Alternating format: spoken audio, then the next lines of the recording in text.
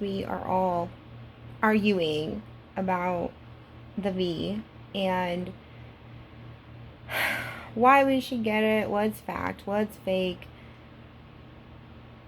Are you hurting others or helping others? Whether you do or you don't. And are you losing your freedom? Are you a sheep? Are you... It's exhausting, okay? And a comment I made today on I shared this post that was about just everybody accepting each other's choices. The post was about not name calling and not shaming or blaming, but somebody still posted that, what was it? Freedom, calling those of us that choose not to get the V are dumb for choosing freedom over safety. Okay, so, I can see, but I also disagree in many ways. I don't think that's the part I want to get into. The part I want to get into, because I also replied, I don't think anybody asked me why I'm not getting it, but I don't think anybody cares. Nobody cares why. Who did the research?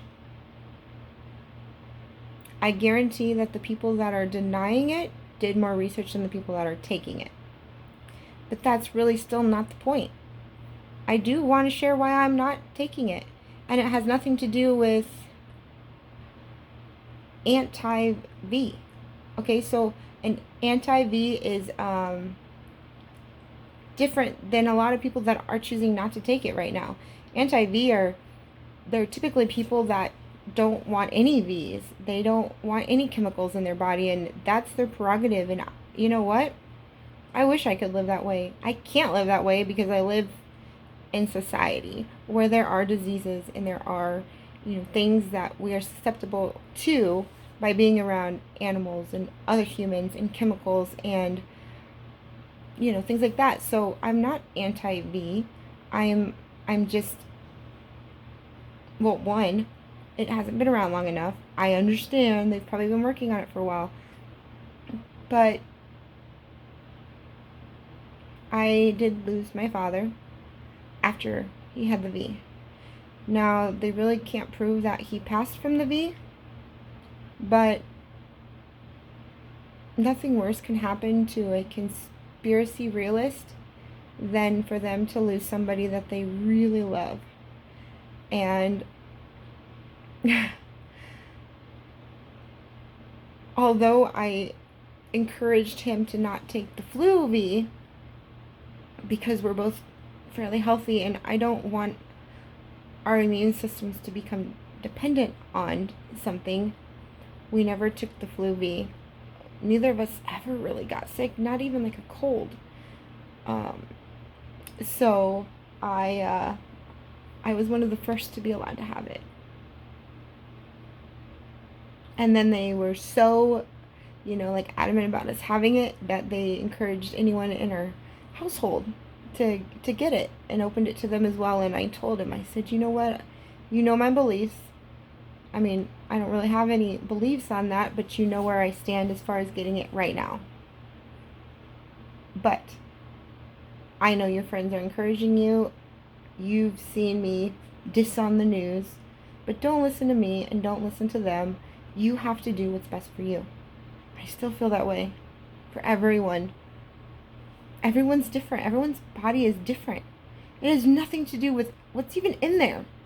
Yeah, I could dig up some ish about what I think or what has been researched to be in there, but it's not even about that. My body's not used to chemicals. I don't even take aspirin. Okay, so when I think of it, I think of like a pain pill. So if you're in pain and you take a pill, it's whatever's causing the pain is still there. But the pain's not. It's kind of masking it. So at the end of the day, you're still going to need that pain pill to get by. And as you become dependent upon it, you're going to need more and more. And same with our immune systems, whether it's a V for this or a V for other stuff, your immune system is going to become dependent on it, and it's like they need it, or you're going to weaken the natural purpose of your immune system. And I don't want to become dependent and have to go get a booster, although I've heard some other reports it's not a booster, it's the third round. If it's the third round, it means that you planned this. So why didn't you tell us in the first place? It's kind of shady. And there's many parts and reasons to my not. And back to Dad, he was fairly healthy. And even when he was in there, I'm like, how could this happen, in the hospital? I found about the cytokine storms and how pretty much your immune system attacks itself. And now that I had COVID too. I had it as well. Obviously got it from him. And don't get me wrong, I would take care of him all over again if I had to. I'd risk my life for that man, but I'm still suffering long COVID, which means like there's still lasting effects. And as I'm trying to figure out what's wrong with me, a lot of the answers still aren't clear. So one, you don't know the lasting effects of the actual virus. So how can you know the lasting effects of the V? And you don't know how to cure COVID. So how can you even prescribe something that will protect you from it? I get it. You might prevent a serious infection, yeah. But even for me, you can't help me with my long term. And some people that are getting the V are experiencing long COVID without even contracting COVID. So how's that? So some things, they just don't make sense. And when we truthers say critical thinking, it's not about surface level things. We're able to put different things together that just don't quite make sense. And maybe they're not lying to us, but they're not telling us the 100% truth. So whenever we say fake news, it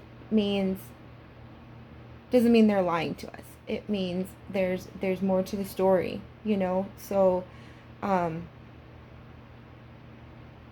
I believe that it is good for certain people, but it's just not good for me. And I'm still struggling with my long haulers. And back to the cytokine storm it's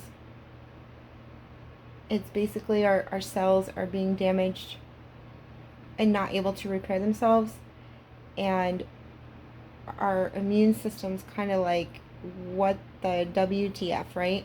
Like, what is this and where is it going? So at first we thought the virus was respiratory, but now we're all kind of learning that it's more than that. It could attack any of your organs.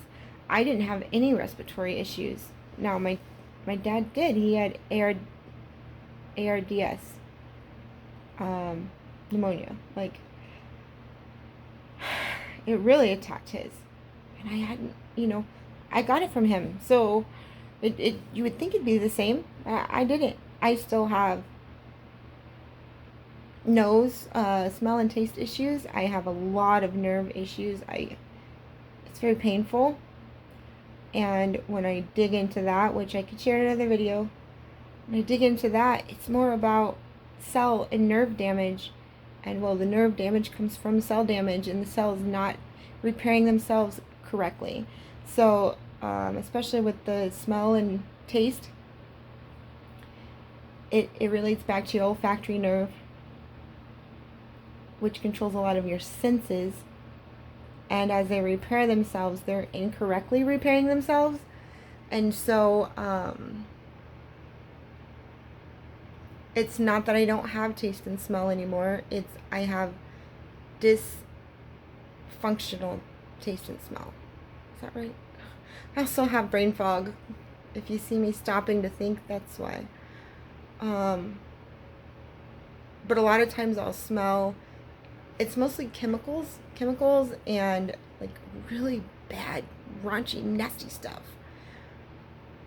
It's debilitating and it makes you, actually I threw up in an Uber last week when I was on vacation because his cologne was so strong. I got so nauseous. Like I actually couldn't breathe. Um,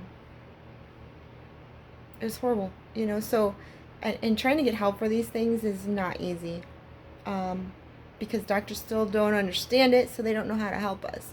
So, which takes me back to the why I'm choosing not to get it right now. Um, it's just not right for me. And there's a few doctors that I found that don't recommend getting it if you're struggling with long COVID, especially if it is your immune system overreacting.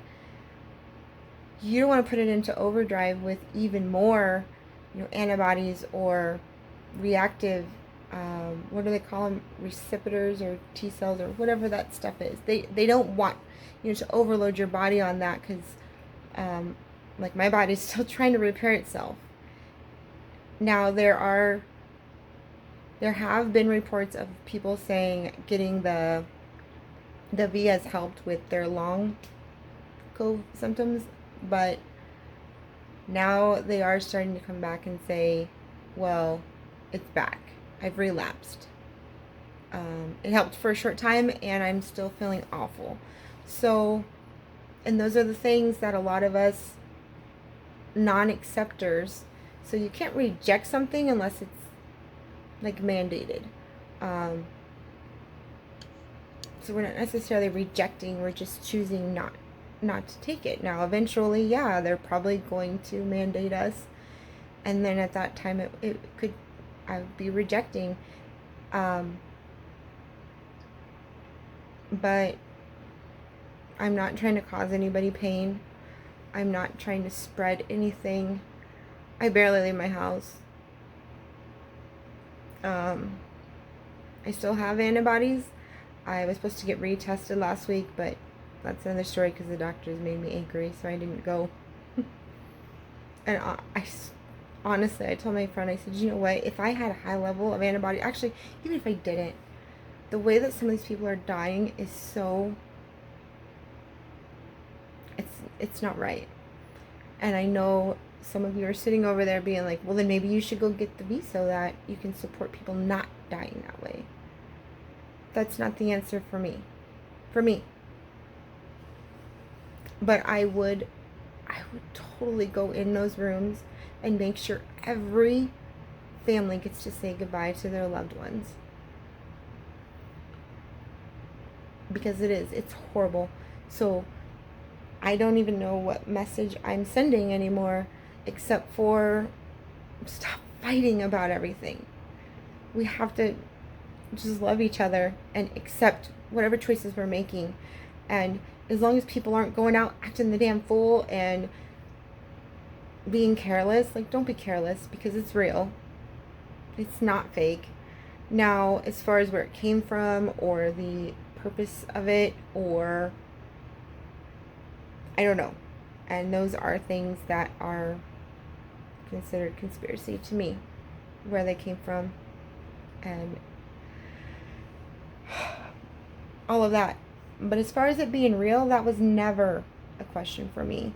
As far as them taking rights away or choices, or that's real. And that's not okay. So it's messy. It's very messy, especially for me and someone like me who is a realist and who also lost somebody they love very dearly to this. So I either get a lot of kickback or nobody's really asked me questions though. So that's what I encourage all of you to do. Don't argue about it, but if like you just don't understand, then just ask. Because maybe somebody has something else they can share with you, like why they did get it or why they didn't, or maybe something personal happened to them, or maybe they're allergic, or so don't just judge and point fingers and shame people for their choices ever, for anything. Why do I choose not to go back to work? Another video. But Maria, you have to work. Do I? What is work? Let's start there. So, anyways, thank you for joining me again. Namaste.